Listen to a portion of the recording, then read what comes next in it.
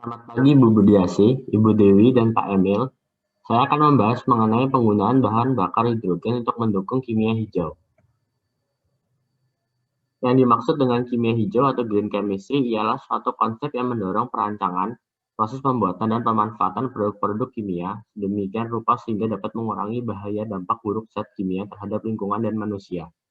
Terdapat 12 prinsip kimia hijau sesuai yang ada pada gambar. Setiap tahun, konsumsi energi di Indonesia meningkat seiring dengan peningkatan jumlah penduduk, kegiatan ekonomi, dan perkembangan industri.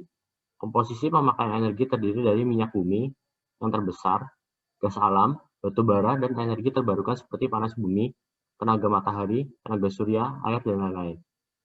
Minyak bumi masih mendominasi pemakaian energi di Indonesia, sedangkan minyak bumi, gas alam, dan batu bara akan menyusut karena laju penggunaannya yang cukup tinggi. Untuk itu, perlu dilakukan diversifikasi penggunaan energi guna menghemat pemakaian energi fosil dan memenuhi kebutuhan energi di masa depan. Salah satu yang bisa dikembangkan sebagai alternatif yaitu bahan bakar hidrogen. Mengapa hidrogen? Karena sifat hidrogen yang ramah lingkungan dan kemudahannya dikonversi menjadi energi. Penggunaan hidrogen juga tidak memberikan kontribusi terhadap efek rumah kaca, hujan asam, dan kerusakan lapisan ozon. Satu-satunya emisi yang dihasilkan adalah air murni.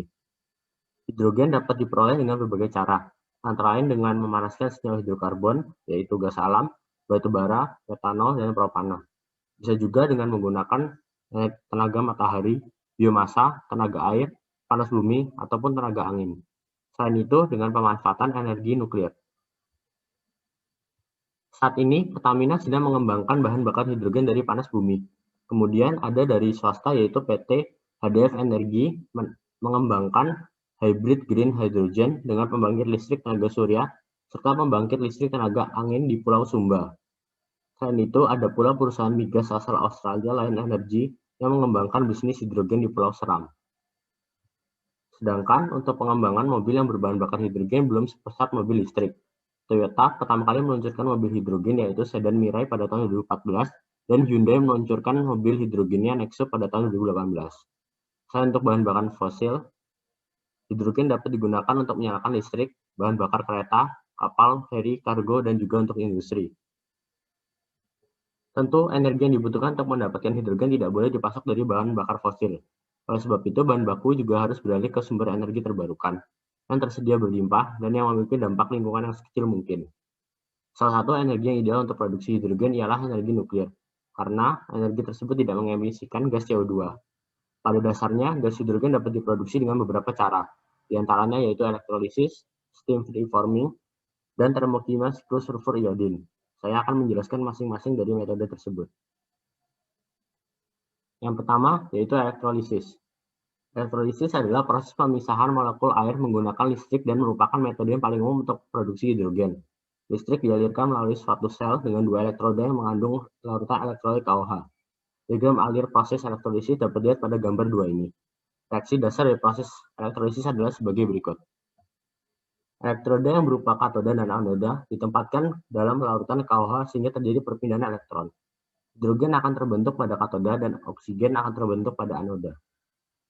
Saat ini sedang dikembangkan elektrolisis untuk dioperasikan pada suhu tinggi yaitu 700-900 derajat Celcius, menggantikan beberapa inputan listrik dengan energi termal.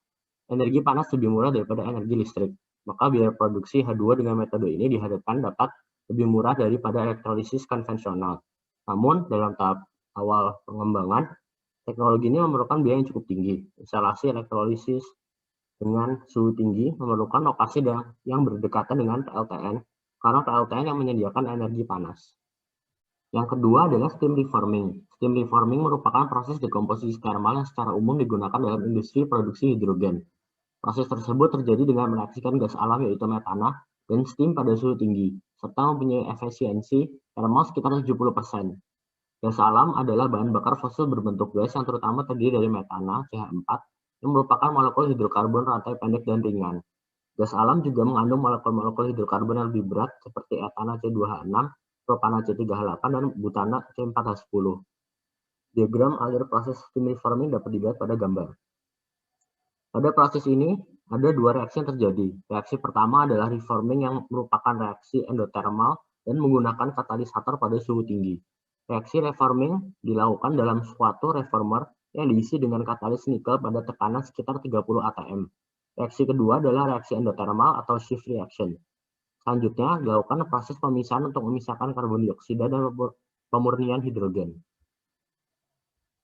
Entalpi dan langkah-langkah reaksi steam reforming adalah sebagai berikut. Yang ketiga adalah proses termokimia siklus sulfur iodin. Siklus sulfur iodin atau SI ini merupakan proses produksi hidrogen secara termokimia, yaitu pemisahan air dari hidrogen dan oksigen melalui reaksi kimia pada suhu yang tinggi. Proses tersebut mempunyai kelebihan yaitu memproduksi hidrogen secara efisien dengan tidak mengemisikan gas CO2. Proses ini terdiri dari 3 reaksi kimia, yaitu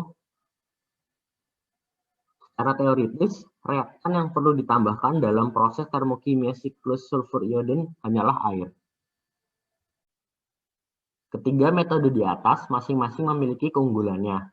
Proses yang paling sederhana adalah elektrolisis, namun kurang kompetitif untuk skala besar karena termasuk mahal. Pada proses steam reforming diperlukan gas alam, sehingga memproduksi gas CO2 yang meningkatkan efek rumah kaca. Untuk menghilangkan gas CO2 bisa dengan scrubber alkali atau menggunakan larutan amin. Sedangkan untuk metode termokimia siklus SI tidak mengemisikan gas-gas berbahaya sehingga lebih ramah lingkungan. Namun kekurangan dari metode termokimia ini yaitu menggunakan bahan kimia yang korosif seperti larutan asam sulfat dan asam hidroiodida pada suhu tinggi. Karena itu perlu dilakukan seleksi material dengan ketahanan korosi yang cukup tinggi. Material yang cocok digunakan misalnya paduan tantalum, niobium, logam mulia, dan logam dengan kandungan silikonnya tinggi. Kesimpulannya, hidrogen bisa dipertimbangkan untuk alternatif bahan bakar di masa depan. Perlu dilakukan penelitian lebih lanjut untuk mengembangkan bahan bakar hidrogen dengan biaya yang lebih murah dan ramah lingkungan.